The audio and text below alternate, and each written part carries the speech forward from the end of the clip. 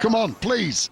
Yes! Yes! Yes! Yes! Hello, everybody, and welcome. This is episode number 54 of the 9 Hour Podcast, your one-stop shop for talking tungsten. On today's episode, Nathan Aspinall wins again on the European Tour as plenty of seeds fall in the second round. Gerwyn Price is basically untouchable in the Premier League, and Luke Littler and Gian van Veen add to the ever-growing file of darts bust-ups. That and plenty more to be discussed on this episode. My name's Lorenzo Hayes. Josh Tahini is across from me. It's just past 12:30 on a Thursday afternoon. We always like to time code these episodes. How are you, Josh? Very well. How was your Easter?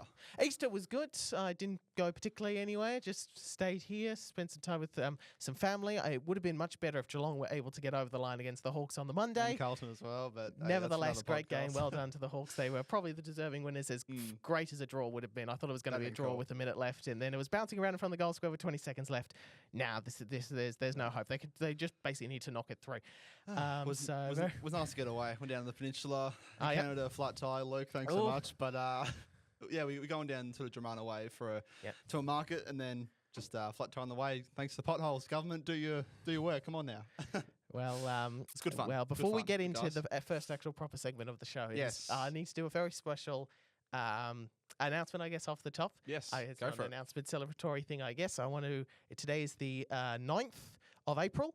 So I want to wish a very happy birthday to my man, Stephen Bunting, who turns of course. 41 today. Years young. 41 years young, yes, indeed. He's had a fabulous career so far. Hopefully there's another about 10 years at least left in for the Bullets. And he plays Luke Littler on his birthday in Brighton. So fingers crossed that he'll get a bonus birthday celebration on this 41st birthday for Stephen Bunting. Same age as Cristiano Ronaldo, if you can believe it. Wow. Right. The first thoughts. We had plenty of darts over the weekend, as we always get over these Easter weekends. We were in the German Darts Grand Prix. Stephen Bunting was not there. No. He was taking the Easter weekend off. Fair But crowd good in Munich. The quality was, well, in the first couple of days probably wasn't at its searing best, but we got some interesting talking points out of it, and the World Match Play race continues to take shape, and it's still very hard to predict who's gonna. There's so many players. Kim Huybrechts is the big one for me, who could, if he could get into all these, the Match Play, the Grand Prix, all these events, and potentially really climb up the rankings. But if he doesn't, he probably loses his tour card. So there's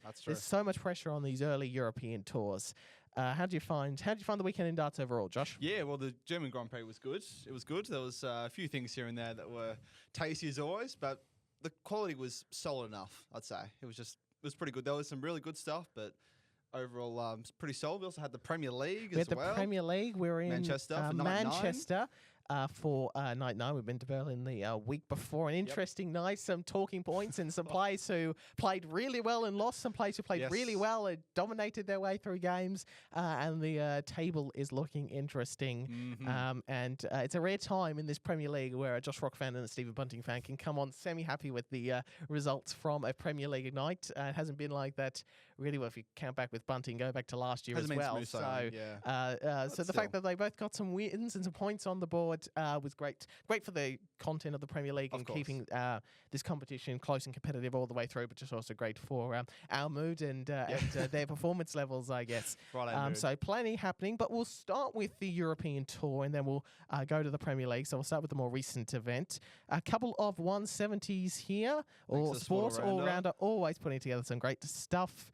And here we go. This was early on in the tournament, and we do not have any sound. And that's because I did mute the television. Give us 1 second, folks. We might cut here and come back in a moment. Welcome back. We got ourselves back going again. Here we go. William O'Connor with a 170 in the first round match against Sebastian Bielczecki. To win the game, by the way. Look at that. Easy as you like. Bang. Bang.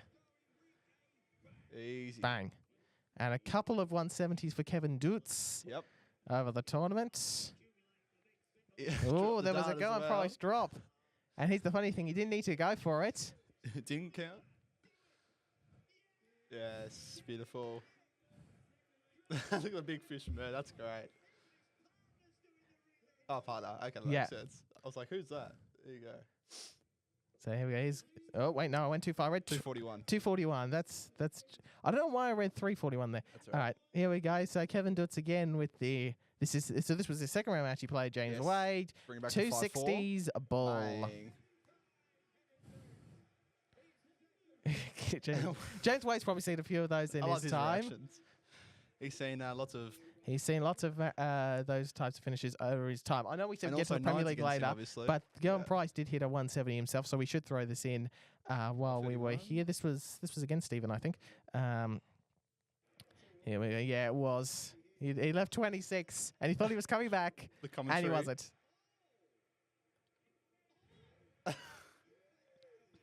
Wayne Martel again, just cracking on commentary. And real.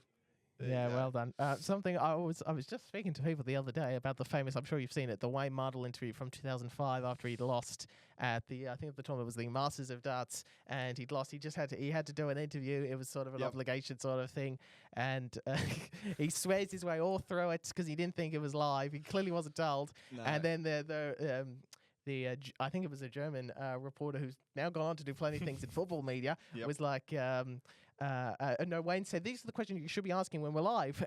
the reporter went, we are live. And Wayne's like, no, we're not. It's like, no, I'm serious. There you are on the monitor. There you are on television. Oh. and then Wayne's response, instead of saying, oh, no, can we start that again? He went, why wasn't I told? Should have been told.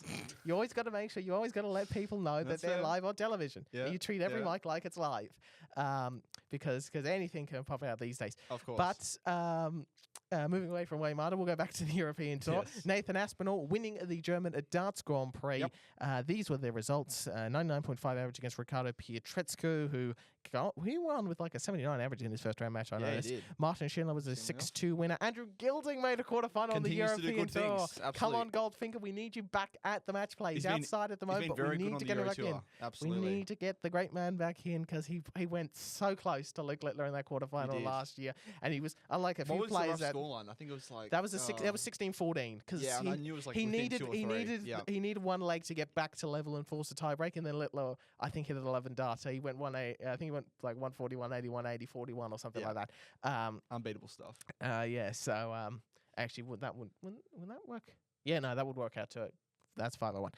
But anyway, Kevin Doets made a semi as well. Kevin Doets again. He's just impressive. He's surely now. This is now because Niels Zonneveld again made another run. We're talking about these players. I know we're supposed to talk about Aspinall in this segment, but while we're on these other players, we're now expecting players like Zonneveld and Doets. This is sort of now like the level we expect from them. We now expect them to get to last days of European tours. We're expecting them to put in high average. We're expecting Nathan Aspinall to have to average 106 to beat them. Yep. That we're now much more expecting high things. And I mean the list of Dutch players, we know Van Gerwen is still up there at the top end. And Van Veen's made a world final and won a major. But below them you got Nijman, you got Van Duijvenbode, you've got Kevin Doets, you've got who was the other one? Niels Zonneveld was the other one. Yep. So there's quite a few players in from the Netherlands who are playing some extraordinary stuff. And then Danny Noppert once again making a European Tour final and losing, but 8-5 in the final, 100.35. So Aspinall,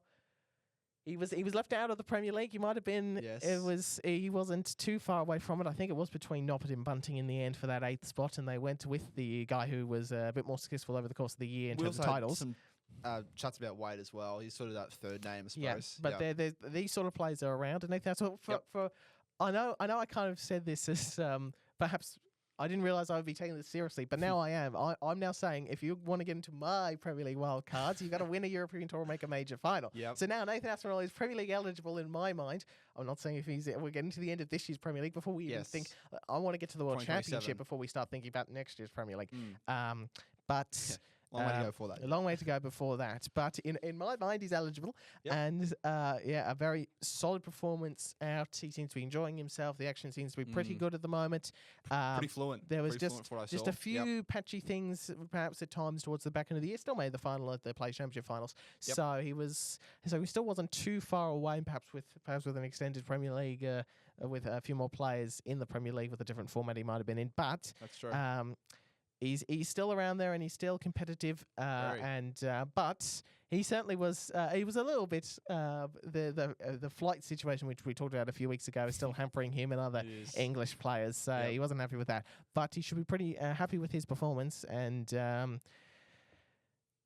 solidifying himself on their European tour once again. He does enjoy that sort of environment. He's had a very good start of the year, which is pleasing. We love seeing the Asp go well. So yeah, again, every game in excess of 95, very solid, very good victories, very very good. Absolutely. But while he won the tournament, there are plenty of players. Obviously, some big names who weren't there. No Lukes, no Bunting, but a lot of players. Look at how many second rounds we got here. Van Veit, Clayton, again. James Wade, Ryan Searle, Damon Heta again, Jermaine Watermainer, Mike DeDecker again, Luke Woodhouse, Dave Chisnell, Darryl Gurney. So that's 10, and you can throw in another 3 with Rock, Schindler, and Smith in the third round. And we saw the 2 finalists, the runner of the champion and a quarter finalist in Johnny Clayton, but. For all that's been said about, and we've talked about it for a while on the changes to the Euro Tour and the seeding things, they're still vulnerable to not pick up victories in the second and third round. That's true. These seeds, and there's still plenty of quality coming off that Pro Tour Order merit for these Euro Tour qualifications. But this was a lot. It was something I noticed. There were 2 big things I was sort of noticing when the seeds were coming in. There were a lot of matches that went last leg, a lot of 6-5, 6-4s as well, and a lot of players going out early. This isn't the worst time of year to do it. We're still well away from the match play for these players. Where in April, someone like a Van Gerwen is going to pick up. It has a lot of money to defend. You want to pick late, sure. But exactly. So this isn't the worst time to have a bit of a down patch. But there are still some plays in there. Mike DeDecker just hasn't necessarily kicked on. He made that Euro Tour final, which you put in the Darts archive a few weeks ago. But after that, there really hasn't been much. He played well at the World Cup, and then they somehow lost to the Philippines, Belgium, and I struggle to see Belgium doing well at the World Cup with the form Dimmy's in. Because Kai breaks unless he wins every Euro Tour between now and then is not going to make up enough. So they're going to have once again the World Cup's going to have a few inferior partners to what they perhaps otherwise should have. And a lot of players, but once again, Damon Hatcher from the Australian perspective, from our perspective, is the disappointing one where it's just not happening at the moment. What was the exact results and numbers? Do you have that in front of you, Josh? For Damo? For Damo for his second round match. Probably couldn't. Yeah, if you just go to the Wikipedia, it's there. I just averaging the results because I can't remember off the top of my head because I don't have a second screen. Well, you go find that. So a few players a little bit disappointed perhaps with that and just sort of. Their weekends, perhaps only picking up the 1 win. Someone like Luke Woodhouse surprised me because I was big on him coming into this year. I felt confident that he was going to have a really strong year and make it maybe a few more deep runs on TV and really solidify himself at the top end there. So losing second round is not ideal. Lost Dave 6-2 again. Carl Sedlacek, 93 average. 6-2, 93. 93 is not awful, but it's pretty one-sided but that's an important win for Sedlacek, who needs. I think he was off the reserve list. I'm pretty sure. I don't think he was supposed to be there, but off the reserve list to get in. It says Alt next to his name. So so he was off the reserve list. So withdrawals put him in, and he's hovering around that World Match Play bottom qualification spots that are still up in the air, which Damo spot might not be just as secure as we would like because no ranking money there. So plenty of thought for these sort of players. We saw James Wade there earlier looking at the 170. He went down in his match. We'll see whether these are blips on the radars for these players and they go back to winning ways, or if this might be for some of them, which I fear for some, it might be more a continuation of perhaps not putting in the performances we hope to see from them. We're going to keep following this World Match Play qualification every week because with every slate of Pro Tours and every slate of European Tours and European Tour qualifiers, things can just change drastically along the way. Do you want some numbers on the Pro Tour Order of Merit I've got up at the moment? Do you want to see the World Match Play race? Yeah. Yep. You go want to ahead. see who's sort of in the... I'll go from 10 to 20. We'll do that. Yep. Just give me a second. But yeah, no, it's fascinating. We're going to talk about it every week because people jumping up and down, it's very important that people make some deep runs here. So I'll plug the 10 to 20 on the Pro Tour side. The next slide right now. You give me 5 seconds and it will be there. We will get to German Price in a moment, who is just so dominant in Manchester in the Premier League.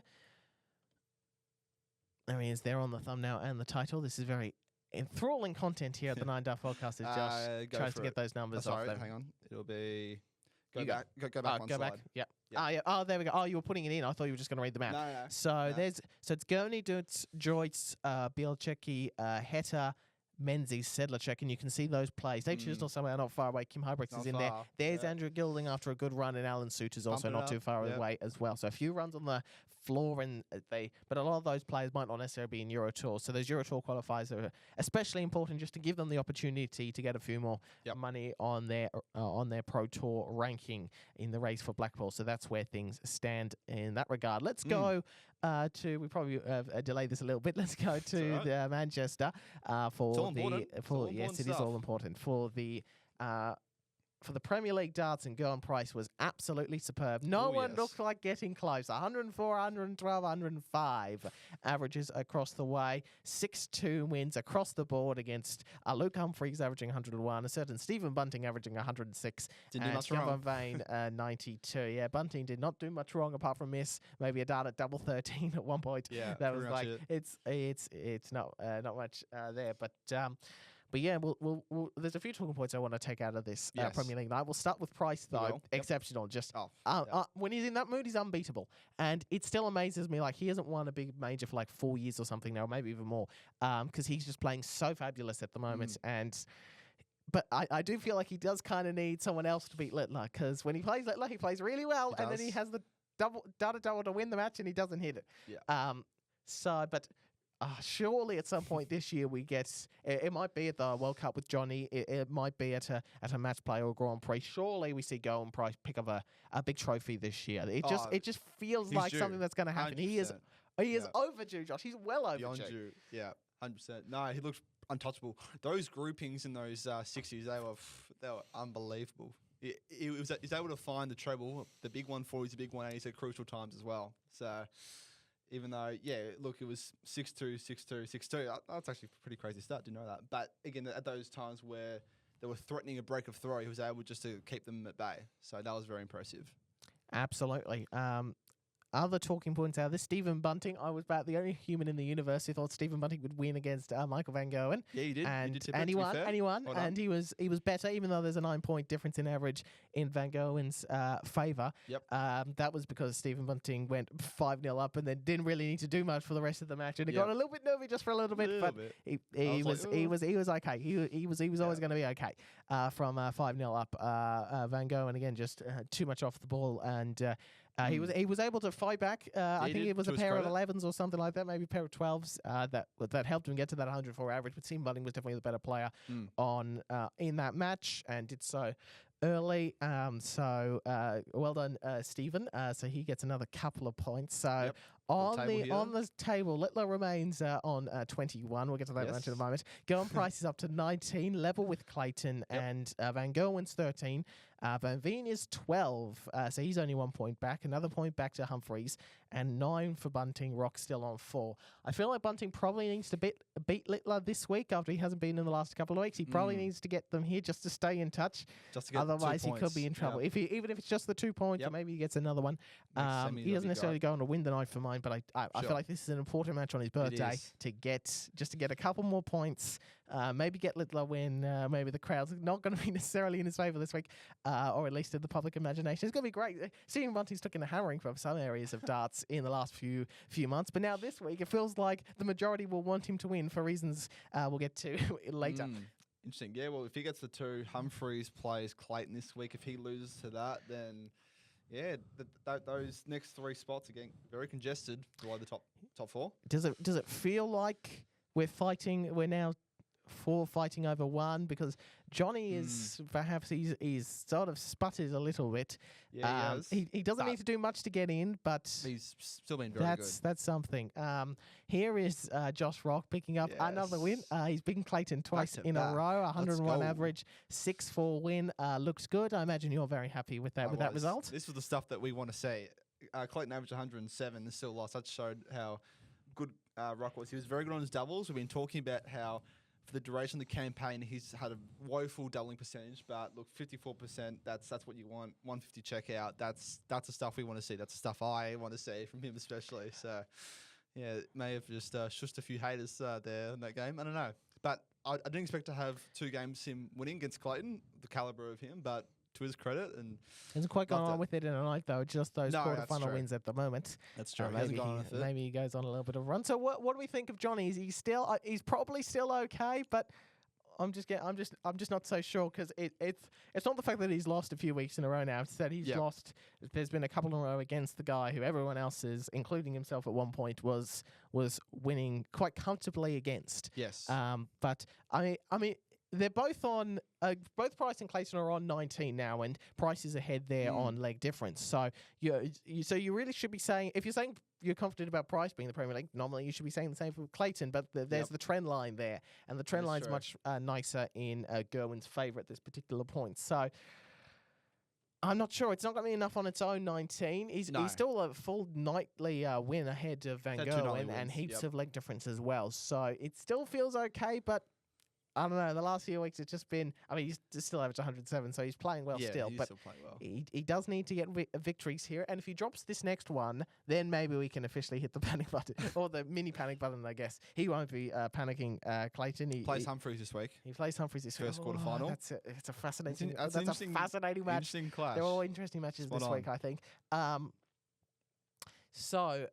yeah, for Johnny. I think it is important to get a stabilizer in the next few weeks, just to calm things. Things have been going against him. Has he lost 2 or 3 in a row? I think it's 3. Oh, I'm not sure. No, he lost the week. Actually, I can find out. Double check that for me, but I'm pretty sure he lost before before Rock won his first match. I'm pretty sure. Was it? Yes, he lost to Humphrey 6-3, night 7 in Dublin. Yeah. So he's lost the last 3.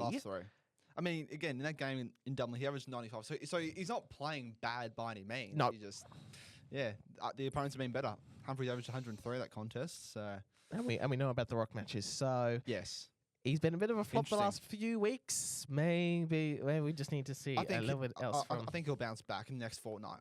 I think he will. He'll get a win in the next 2 or 3 nights, and so. But he probably needs to, just to have that confidence. How many points are we saying will be? It's usually 24. Historically, you usually need 24. I think so Michael Smith might have gone with the 25 that in 2024. I think. That's 2-ish games. Yeah, so if he wins a couple more semi-finalists, he's basically knocking down the door. True. I think he'll be safe, but it'll be very interesting this week to see how he goes. But the one thing you don't want is he might do that and still get in, but if he's lost most of the back half of the season, he won't have the confidence going into finals night. Yes. And if he's 4th and he's playing the league leader, then there's a lack of now things can turn around on finals night, as we know. Michael van Gerwen's been the king at just scraping into finals night and then playing really well in that one night and holding the trophy at the end. Yep. Which is all you need to do in the Premier League. That is true.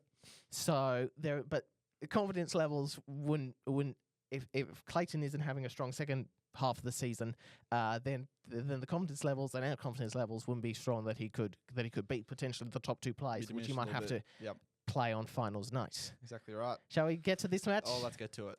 How are we starting this? We're about to have a debate, you and I think. How do we begin? Should we play the vision? Should we? Let's play the vision. Should we talk to the vision? You and I had volcano angles in this.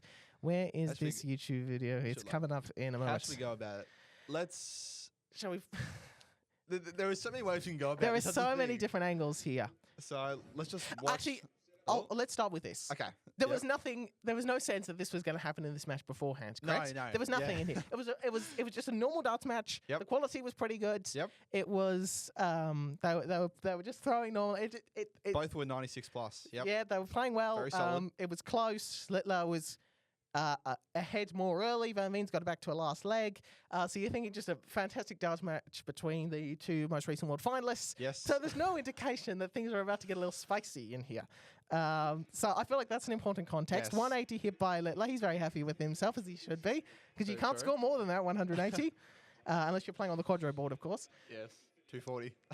And this was a huge visit as well. That was a very important one to get to. Well, I'll say if he had less than a ton, he wouldn't have left to finish. No, he needed at least 100. Yeah. And even like a ton 40 probably doesn't hurt Littler. He probably needs the lot to really get him on here. Now, I think Littler's biggest mistake in this whole thing is starting treble 20 and not going treble 18 tops. Because either that or you probably should have switched to treble 18. I know the lie was inviting, but this double 7 has caused him so many issues. Yeah, so anyway. Wasn't that far off. He's so close. Now, this is when the exciting stuff happens. So overseas annoyed. So I want to point. I'm gonna start us here with this. I'm gonna start us with this, Josh. Right? I'm gonna point out something that I think Phil Barnes has pointed out, but I haven't seen anyone else point out. And it's the only reason why this thing is a story. It's the only reason why people have opinions. It's the only reason we're talking about this. Treble 20, double 15 for Jan van Veen. 2 darts in hand. If he hits the double, he wins the match. But he doesn't hit the double. He misses the inside. Just inside. So he's frustrated. Now, there's a lot of things you might want to do in this moment. You might throw the dart at the board in frustration. Maybe you're not throwing it. Maybe you're throwing it at a single. Maybe you're not. There's a lot of reactions you can do here, and it's all very natural. I'm not saying Van Veen was just what happened to him in the moment. He turned around. Yes. If he had thrown his dart at the board, if he had looked down at his feet, there was if he'd looked the other way, like this isn't an issue. If he doesn't turn around, if he doesn't turn around, this is nothing. This is not a story. He doesn't know about anything. Maybe he looks after it going, oh yeah, Littler did that after, and then wouldn't have messaged about it. None of what happens in the next half hour between these two on social media or backstage or whatever happens. It doesn't happen if he doesn't turn around, which I'm not criticizing Van Veen for that. It's just the natural thing he did. It's just the natural thing he did in that moment, and that's the reason. And then he sort of gets a glint. He could have turned around and not really noticed it, and then he does this sort of double take. He's like, "What was that?" He's like, "Oh, okay." Yeah, and then so there's yeah, and then he's trying to get the crowd up and about. And then back comment here.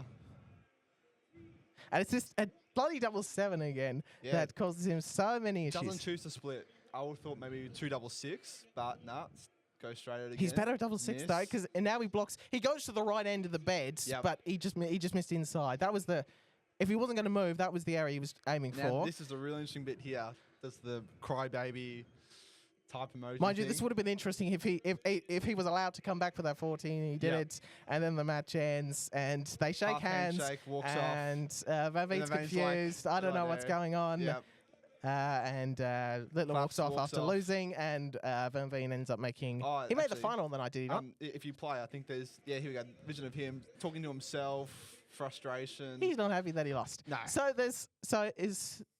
We only had 2 slides on this, correct? On this camera, is the next slide the Future Stars segment? Yes, it is. Okay, so we might. Actually, sorry. There's the. No. Oh, is there one slide after that? What's after this? That's Future Star. Sorry. And I didn't do that properly, but that's fine. We'll leave it on this slide now that we've looked at the full thing. So my takeaway on this is everybody in this situation has overreacted a little bit. So after Gian van Veen misses that double 15, he turns around and he sees Littler giving a bit of this, and it was pretty clear that he still felt that feeling after the match because he must have talked to media because Sky Sports did. I think he talked to Sky Sports because Online Darts did a thing. He thought that Littler was taking the mickey of the fact that he missed the double. He wasn't. He was just pumping up the crowd. He's pumping up himself, and he was ready. He's got an opportunity to win the darts match. He should be happy about that. Littler has. So Van Veen's taken offence to that. Littler has taken offence to that and probably overreacted more than he necessarily needed to and screwed up the double 7. I'm not sure if that reaction was necessary at Van Veen, or maybe it was more directed to himself. Maybe it was, maybe it wasn't. I'm not really sure. And then everyone's overreacted to this by piling on Littler in the aftermath, which is great if that means the side's going to be on Bunting's side for just this 1 week. But from my point of view, I think everyone in this has overreacted a little bit. I think this is great for the sport.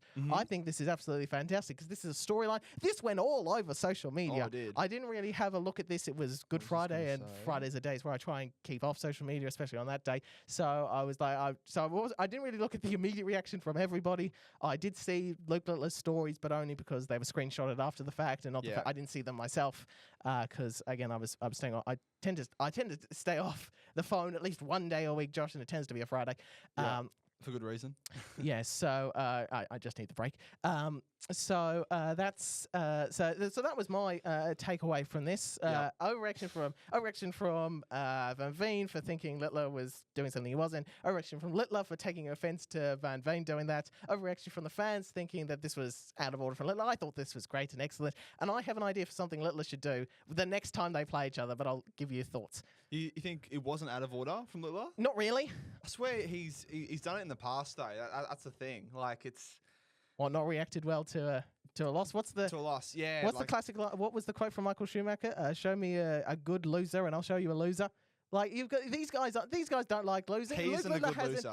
But Luke Littler has. That's partly because Luke Littler hasn't lost for like 4 years. All he's done is win from like a 14 on. He's very used to winning these matches. And 9 times out of 10, he's not good at taking a loss. well, at least I know this sounds like the bars on the floor here, and I was going to do this for the Darts Archive, but maybe I'll do it next week. These famous darting bust-ups. At least I know. Again, it sounds bars on the floor, but Littler did shake his hand and shake the officials' hands because there's been a lot of guys in the past like. Phil Taylor would demolish people at the World Championship, and the guy wouldn't shake his hands. Peter Manley did it famously in the World Final. He lost 7-0. He just walked off stage, and that's true. Phil was basically a bit like Van Veen. He was like, I don't know about that. Yeah. So no, I thought it was good for the game. I thought it's going to make things very interesting for the next matchup. That's for sure. Which might be this week, in Brighton. Yeah, I just wouldn't have expected the outcome of that to be what it was, and obviously the social media comments. I don't know about that personally. Oh no, that's just my angle. I think that's the excellent thing. And the other thing people need to remember as well is Littler he's a wrestling fan. He's a WWE fan. He knows that sort of heel turn sort of mentality. Yeah. So that's all fine with him. So what I would do if I was Littler, and I'm going to reference a previous darts match, which we haven't put in the Darts Archive, but we might at some point. Rein van Barneveld beat Phil Taylor in the 2007 World Final. That was the first match we put in the Darts Archive, all the way back in episode 1. Wow. The next time they met in the Premier League, it was in Sheffield. Barney walks on, and Phil Taylor usually changed his shirt every few weeks, or he'd go with the shirt for 2 years and then change back to another one. On this particular night, he wore a half red, half blue shirt, which represented Sheffield's 2 football teams, the Blades and the Owls, and he had a big 13 on the back of it, because at that point he'd won 13 world titles. Just a reminder to Barney, you might have won my title once, I've won it 13 times. I think Littler should do the same thing. Alpha. He should have a big 12 on the back for his 12 major wins, because he put up the post on social media saying with his Wikipedia page of being winner in every tournament. Interestingly and hilariously, one bit he covered up was the European Tour, the one he hasn't won, and the one Van Veen is currently the defender of, which was excellent. That was pretty funny. So I would walk on with a big 12 on the back of my shirt if I was Luke Littler coming into this match, just to remind you that I've got the better for you, or big 7-1, the result of the World Final. I think that would be a provocative thing. That's the thing Phil Taylor would do. Maybe you could put the date. So put what is it, the 4th of Jan, whatever. 3rd of January. 3rd of Jan. 8 o'clock. 3-1. Referee George 26. Noble. 8-1. Win. Yeah, and you do the sets. You do 1-4-7 out to win. Oh my god. That would be something. That'd be quite interesting. I don't think you took too kindly to this overall. You're a bit more on the negative side in terms of your response to this reaction, at least from Littler's. For when you're looking at what Littler did. I'll put something else in. For those that didn't actually see it, we'll put up what he actually... Oh, you'll put up the story. Yeah. He actually put up a few stories because he reacted to what Online Darts posted of Van Veen's quote. Yeah. And then he put up the screenshot of his Wikipedia page. This is the main one. I don't know why that's blocked. Good night. God bless you. Thank you, Manchester. He might. Yeah, it's probably because it's only about. There's probably like a bottom half of that screenshot that has been cropped out there. Yeah. So that's probably just from Facebook. Yeah. Anyway, it doesn't matter. So there we go. There he is. 2, 3, 4, 6, 8, 9, 10, 11, 12. And not you can't even see the writing that should say last 16 as his best European championship. He's completely blocked it out, so he might have done something weird funky there. Class, so that's pretty funny. I think it ramps it up. I think it's really interesting, and I think everyone sort of overreacted a little bit in various different ways, and it's an overreaction in the sense of they reacted more than they needed to, but it wasn't a massive one. They're fierce competitors. They want to win those two, as you should if you're in the Premier League, and I think it was fantastic. I thought it was really good. I think it was great for the sport because now, if people, you're going to be invested. If you didn't like what Luke Littler did, you're going to be invested in him to beat Bunting, and if you didn't like what Littler did, you're going to be heavily invested in Stephen Bunting smashing him 6-0. That's true. Which I'm not saying he won't win 6-0 Bunting, but you'll want that to happen. Yeah, I thought Van Veen handled it very well though. I've always loved the guy, how humble and classy he is. I've said it from the start, and I'll keep saying it. The way he goes in interviews, he has been raised so well. I'm telling you. If he was Adrian Lewis, they might have had to. He might have tried to punch Luke Littler. But Van Veen doesn't do that. He just shook his hand and made a quick couple of quotes and then focused on the next match and then the match after that because he played 2 more, won 1, lost 1. When we'll see Adrian Lewis back on tour? Sometime. Fingers crossed one time we see a bit more AD playing darts, because he was a character himself. He was indeed. But yeah, I guess you could say it was a bit of overreaction, but I thought it was funny in the scheme of things, but I didn't like the post-reaction of, well, actually, the in-game reaction of the crybaby thing and walking I'm just not 1,000% sure that was directed at Van Veen. It probably was, but I'm just not 1,000% sure. Yeah, he could have been mocking himself. He could have been mocking his fans in the crowd. It might not necessarily have been him. Well, it may have been to it probably him was. and the fans, but I'm 99% sure it was directed towards him. Even though he didn't look my phone does this. He was just looking towards the fans. He wasn't crying about anything, but fascinating stuff. And I wonder how they go in the next fixture. Well, it could be this week, but they've got to win they've got to each win their quarterfinal, and I wonder, surely if you're Sky Sports, you're putting up like a nice, you're putting up a graphic or something in the, or a montage music of the last time they met sort of situations. Or put them in a boxing ring. Yeah, exactly. Something crazy. Yeah, exactly. Boy, oh boy. Yeah, I wonder about something this week. Something similar. We'll find out. We will see. Tomorrow morning, the most interesting will be the walk-ons and the handshakes, and come on, wear a big number 12 on the back of your shirt or something. Do something real proper crazy. All right. I did just notice that this... That was fun. Yeah, so my Volcano this week was the people who overreacted to Luke Littler because he's doing that. So I thought it was great for the sport. Future Star, more JDC. So I've got the results in front of me here. Abby Ettridge won Event 5 and Macy Gibbons won Event 6. Rebecca Allen made the final in Event 5. Ettridge made the final in Event 6 on the Girls Series. And in the Advanced Tour, certain Mitch Laurie won with 103 average in the final. You wouldn't believe it. But he didn't win every tournament. So Lewis Cook took the first event. 6-5 win over Jack Nankervis. In Event 10, Mitch Laurie was the winner 6-2 over Alfie O'Flynn Rogers. Hyphenated last name. Always like to see anyone with hyphenated last name doing well. Ben Towley won Event 11, beating Kaya Bassel 6-5. And Mitch Laurie won again 6-1 over Jaden Walker. So always good to see. Always good to see Jaden Walker making runs there. So there were the results from the GDC Girls Series and Advanced Tour. Very good. And a huge weekend on the Asian Tour. Just so much going on. Before we get to the Mongolian, we should talk about it was Lockie Lee, I think, who won 2 events and made a final and a semi-final as well. So he had an extraordinary weekend. But yeah, Mongolian Darts is an interesting watch because they've got so many players now, and so many and so much quality, and I hope at least one of them makes the World Championship because their surnames are so. It's gonna be a tough chore for those referees who are gonna try and pronounce some of these last names. But they're winning on the Asian Tour, which is huge. If you go to the next slide, have you got any chance of pronouncing that at all? I did actually look up another Mongolian's pronunciation, and the Google AI gave me something, and I sort of put it together. Ganzering. Let's try the first one. Ganzering. That's about right. There's some decent stuff in there. 70s, 80s. There's one just below 60. 2 in the 85s. Yep. That's good. And both whitewash wins. I mean, Apollo Nebreda and Christian Perez are names people should be familiar with. Yep. So this was this the 7th or 8th Asian Tour? I can't remember which one it was. Lockie and Lee won Event Tour 5. You beat Apollo Nebreda in the final. There's a far faster way to do this, Lorenzo. You just need to change the URL. Do that next time. Event 6, Tomoyo Goto beat Lockie and Lee 5-4. Last leg decider. Let's go to event number 7. That's way faster. Mon Lok Leung again. So actually, Lockie and Lee he actually made a lot of finals. I initially got myself confused with the other Hong Kong player, Mon Lok Leung, who won event number 7 by 5 legs to 4. And in the 8th and final event, you can that I believe that is the one that is on the screen now. It is for the Mongolian winner. So we'll obviously keep an eye on the Asian Tour. They've got spots at the World Championship and qualification for the Asian Championship, which gets you into the Grand Slam and other events as well. So we'll keep an eye on how Mongolian darts and Asian darts overall is progressing. I'll put the order of merit up quickly. I'll do the top 10. But yeah, yes, some good names featuring. Paul Lim is in the 9 spot at the moment.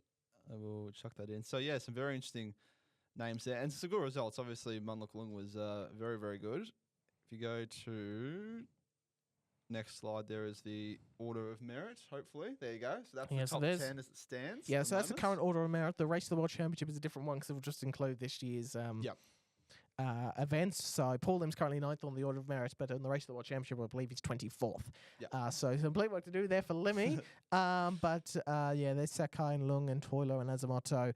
So a lot of names there who played well on the back end of last year are obviously still high up on the Asian Tour order of merit as a result of being a 12-year rolling system. Absolutely. Now we're going to talk about Australia. Yes, you've heard of that country out here. It's pretty good. The Victorian Easter Classic was a WDF bronze event, which is their ranking system. Different points for bronze, silver, gold, platinum. Were held at the Geelong Darts Club. Yep. So some victories in Geelong this week. Would have preferred to have it in the football at the very least. So look at all this: mixed doubles, ladies doubles, men's doubles, youth masters, ladies singles, and open singles. Like, there's a lot of darts, Josh. There's a lot of darts over 2 days. So happened over Saturday, Sunday over the Easter weekend. So we had these were the winners of the mixed doubles. So Joe Hadley and Michael Bajowski. In the mixed, ladies was Joe Hadley and Chris Richardson. Open doubles was Mal Cumming, who also had a very good week, and Michael Bajowski, who's been very good on the ADA tour thus far. So lots of entries as well, which is great to see. These are just some of the images there. Tristan Bogner, who won on the left. Brody Klinge was there. In the middle. Brody Klinge, who won, and Mal Cumming again, all in photos. Tristan Bogner, some very good results, all averaging in the 75. We're keeping an eye on him. People keep talking him up, it's good. and he's putting in some good performances. Bogner every time you sort of see him, well, decent enough. So we'll keep an eye on how he progresses over the years to try and come here from an Australian perspective. Yep. Absolutely. Lady singles there as well. Some good stuff from Chris Richardson. Some of the 50, 65, but saved her best to last 78. Yeah, some. I'm gonna say. So I go back. Joanne Hadley also very good in the 80, despite a 5-3 loss. But that was the ladies singles. Yeah, they really stepped it up in that final, or at least Richardson did on those. On those averages. And that was the open singles again. Brody Kling, just too good. Way too good. 97 average. The weekend. Yep. So 95 average, 92, 83, 84, and saved his best for last against Mal Cumming, who was also very good himself. 97. So some of these names you'd be seeing on the ADA. Mal Cumming been playing very well. Sam Ballinger, he's sort of in that top 10 in the ADA as well. Carl Schaefer, I think I hopefully said that correctly. He's been good on the ADA. So some good competition, some very good results for him, and he just continues to be fantastic thus far. Now, Josh, maybe the most extraordinary thing that happened in darts all week was the fact that we did not see a 4-2 result in the final of MODUS. It was a 4-1 instead. Ben Robb made the final. Ben Robb made the final, so that's great from an oceanic, Australasian perspective. But he went down 4-1 to Simon Stevenson. Yes, he did. 91 average to him in the end, no maximums, but 50% on the double. So Ben Robb, I think the last time he played at MODUS was like Series 8, like 2023. So, and fun fact, he actually made the final and lost. So, deja vu a bit, hey? But Simon just too good in the end, and he is the 11th named to Champions Week. But we go to week 12. What about that second name on Group A, David Munya from Kenya? If you remember his famous victory against Mike Dedeker at the World. That was so in this competition, a darts archive itself. It will be 1 point, no doubt. Yeah, there are a few games from that World Championship, the Dedeker game, the Hood Nofford game. There was a few from the Anderson Van Veen semi-final. There's a few games in there. The Anderson Watamina match where Anderson missed the 9 and they went to the tiebreak. Those sort of games will be in the darts archive at some point, just to reminisce and relive. This is how it's shaping up. And Alex Spellman, who was on the live lounge, online darts live lounge this week, because he's over there in England, talking about American darts and just the other big topics in the sport, because he was on for the whole show. He's topped Group A 11-4. Munya there 3-12. As well as they finished 5th in Group A. Now, there's some good names this week. Reece Coley, he's been there. A little bit Alex Spellman again. Jasper Scarrett, he's been good on the sort of seniors tour. Young Ryan Branley, first of all, and Jemai van der Herrick, he's been good too. So, yes, some good names this week. Some good names for sure. That's confirmation of the 11. I'll get it right this week. Steve Green, Cooney Van Belzen, Roderick Zagansky. Yes, I did it. he did it, folks. He did it. Derek Coulson, Graham Hall, Scott Taylor, Neil Duff, Nathan Potter, Jack Drayton, Chaz Barso, and Simon Stevenson are the 11. One more week to go until Champions Week. Crazy. Super it goes fast, exciting. But Josh, we're supposed to. I'm not expecting a big graded text here in front of me. What's going on? What's this? No, unfortunately, some dart counter problems and some availability stuff hasn't worked, but we will endeavour to get that back next week. But I do have 2 fixtures to go to. Brad King this week, so I got some ground to make up. I believe he's around the top sort of quartile. You didn't put it in the graphic. I've hit it, but I think it's roughly around where I am, if not a bit higher. Let's go to Brighton for night 10. Have you got some predictions? Yes, I do. Actually, once we're through with this, I'm just going to double check to see if there's any other big events coming on the week ahead. But we'll start with the Premier League. Night 10, we're in Brighton. It's not the best venue in the Premier League, is it? But that's where we are for this week. Luke Humphreys against Johnny Clayton. Does Clayton bounce back, or does Luke Humphreys get a win that feels like it's going to happen? Oh, who goes first? You got one already? Or I'll go first. Okay, sure, go for it. Humphrey 6-4. All right. I will think Clayton will bounce back after his 3-game losing streak. He will go 6-3. 6-3. Going Price, Josh Rock. I want you to go first on this one specifically. Okay. I think Gezi would just be too good. I would love to say Rock for the win, but I think he'll put up a good fight. We'll go 6-3 to Gezi. I'm less confident. 6-2 for Price for me. Price 6-2. Yep. Now, Josh, the big question is, how much chaos do I want to wish into existence this week? Manifesting chaos. Luke Littler and Stephen Bunting. You'll be. I imagine most people out there will be surprising amount will be cheering for Bunting off the back of Littler's incident with Van Veen. Do I dare to dream? Do we? Of course you dare. Imagine. Are you kidding me? He needs to win this week because if he loses this match, I don't feel confident, especially if Van Gogh gets up against Van Veen. That would be the worst scenario. Bunting loses, then Van Gogh wins. It would be disaster for Bunting in terms of getting to finals night. He'd be even further back from 4th. What's it going to be? Look, the people want Littler Van Veen again. But we could see this. We could see this the week after when they play in Rotterdam in the Netherlands, which I think would be even more spicy. That'd be very spicy. Home so I'm going to go for it. Bunting 6-5.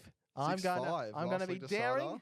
I'm going to hope this happens, and he's probably going to lose 6-2 with Bunting averaging 100. Bunting's probably going to lose 6-2, averaging 108. But it's his birthday. I think that can be the magic that can get him over the line. He's been it before, so Bunting to win it. And the last match. Oh wait, no, you've got to give. I imagine you're going Littler. Unfortunately, Littler will poop on his parade, and he'll go 6-4. He's the birthday boy. It'll be okay. 6-4. We actually split on basically all the results thus far. This is good. All right, this is good. Gian van Veen, Michael van Gerwen. All Dutch clash. All Dutch clash in Brighton. Indeed. MVG 6-3. All right. You know, I'm going to go the same scoreline. I'm going to go the opposite results. I'm going to go Van Veen 6-3. Okay. I think we've split on basically all except Price. Yeah, except Price. So we're in opposite corners this week. We're going against each other this week. Good. I don't know where that's going to land. 6-3, same scoreline? Yes, same scoreline. 6-3, but to GVV instead of MVG. Yes. So, Josh, who wins the Premier League night in Brighton? And what is the final score in the final? Who wins and loses in the final? Because I know I've got my one. If you want to, wait. I think to just go through the semi. I'll mention the semi-finals just for posterity. I think so. We'll see Humphreys Price. I think we're going to see Humphreys get through on that one. Okay. I think Price can't keep going like this forever. Fair. And Bunting Van Veen. If the last semi-finals anything to go by, Bunting probably will. If he wins one match, he'll then run into another great performance while averaging 108 or something. So I'm saying a Humphreys Van Veen final.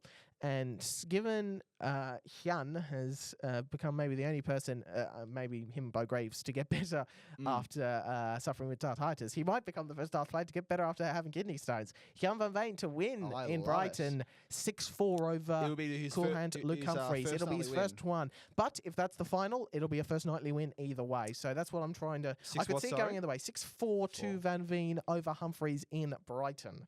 Wow. I love it. I really, really do. There you go. Okay. I'm going bold this week. you've I'm going got Van proper Veen. interesting. I've got Littler losing. I've got Van Gerwyn losing. I've got Johnny losing. I wasn't bold enough for Rocky. And I've got a guaranteed first nightly Premier League title for this year in the final. There you go. Okay, let's go me. So, Clayton Price, top half, I see Price winning it.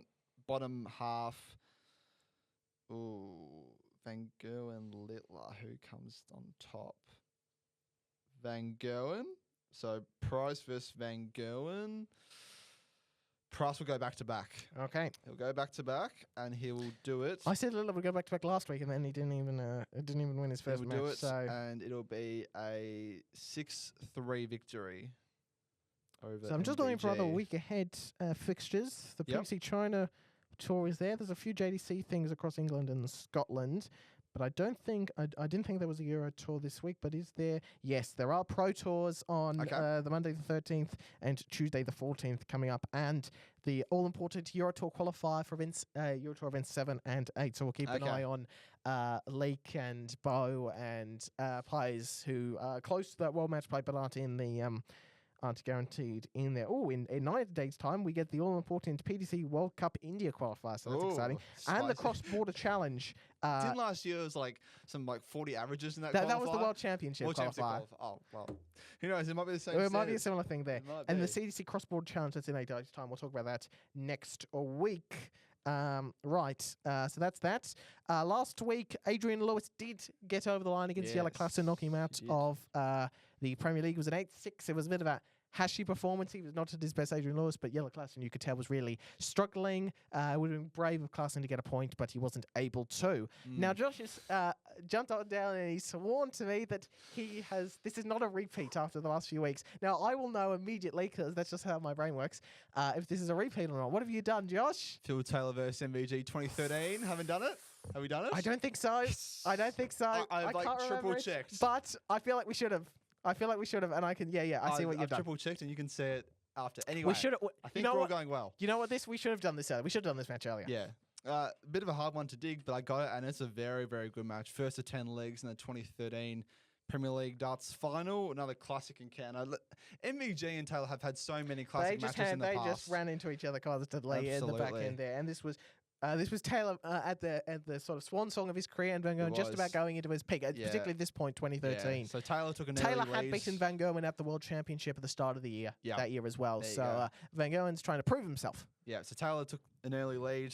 Van Gerwyn breaks back twice and keeps the contest There's even. I don't think I've ever watched this match in full, so I probably should sit down and do that. But I know some of the moments in this match, and there's some great finishing in this match. There is. There's some proper mind games, as there always were, between Taylor and Van Gerwyn. That's the other thing I wanted to mention when we were talking about Littler Van Veen. I think what they showed this week is they wouldn't have been up to Phil Taylor's mind games in the back room and that sort of thing. If they were getting a bit upset over this in the and practice board, they wouldn't have dealt when Phil Taylor in all those World Finals won the bull and then elected to throw second because he knew he was just going to break your throw anyway in the first set. They couldn't handle that. So my biggest takeaway from the Littler Van Veen incident, which I should have mentioned earlier, is the fact that Phil Taylor was the greatest darts player of all time and he will never be top. Not just for what he did on the board, but because he got into your heads without really doing a lot of effort.